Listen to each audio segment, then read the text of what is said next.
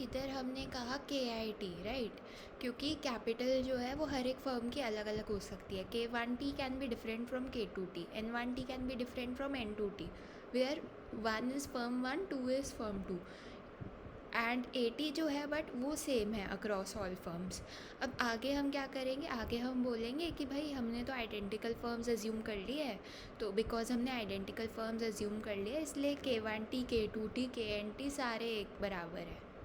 ठीक है, तो मतलब ये इधर फालतू की बकवास की हुई है और कुछ नहीं है. K1T, K2T, K3T सारे के सारे एक बराबर ही होने थे eventually. Same N1T, N2T, NT सारे के सारे एक बराबर ही है.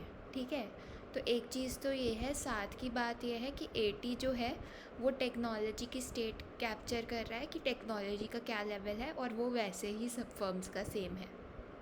एनीवे, जब तुमने आइडेंटिकल नहीं भी अज्यूम किया था तब भी वो सेम ही था. ठीक है, तो ये चीज़ है. इसके अलावा क्या चीज़ है, अब क्योंकि तुमने आइडेंटिकल फर्म्स अज्यूम कर ली हैं, आइडेंटिकल अज्यूम करने से क्या हो जाता है, एक तो जो कैपिटल लेबर हायर करेंगी वो सारी फर्म्स सेम सेम हायर करेंगी. दूसरी चीज़ ये कि प्रोडक्शन फंक्शन का जो फंक्शन है वो सेम हो जाएगा. एज इन अगर आपका प्रोडक्शन फंक्शन है, लेट्स से वो जो होता है अपना परफेक्ट कॉम्प्लीमेंट्स वाला, मिनिमम ऑफ KT, NT, तो बाकी सारों का भी, बाकी सारी फर्म्स का भी सेम प्रोडक्शन फंक्शन होगा. ऐसा नहीं है कि उनका परफेक्ट सब्सटीट्यूट का चल रहा है, आपका परफेक्ट कॉम्प्लीमेंट का चल रहा है, ये सब सीन नहीं होगा. ठीक है, और CRS भी है, कांस्टेंट रिटर्न्स टू स्केल भी है. तो इससे क्या होता है, इसका मतलब बेसिकली ये आता है कि एग्रीगेट प्रोडक्शन फंक्शन भी ऐसा सा ही बन जाएगा. ठीक है, मतलब अगर जो आपका जो इंडिविजुअल फर्म का प्रोडक्शन फंक्शन जिस भी फॉर्म का था, जो एग्रीगेट इकोनॉमी का प्रोडक्शन फंक्शन है वो भी उसी सेम फॉर्म का हो जाएगा. मतलब क्या है कि अगर इंडिविजुअल फर्म का प्रोडक्शन फंक्शन लेट्स से ऐसा था कि K1T² प्लस N1T² था फर्म 1 के लिए, ठीक है, लेट्स से प्लस 80.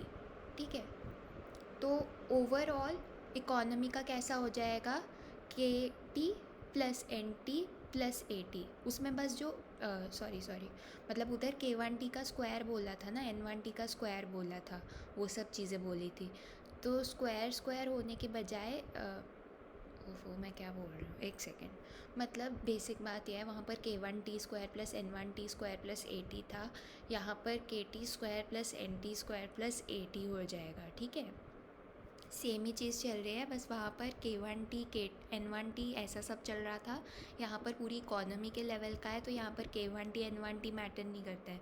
पूरी इकोनॉमी का कैपिटल, पूरी इकोनॉमी का आउटपुट, ये लेबर, ये सब चीज़ें मैटर करती है.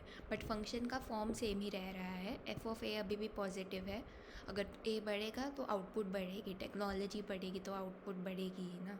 तो वही चीज़ है.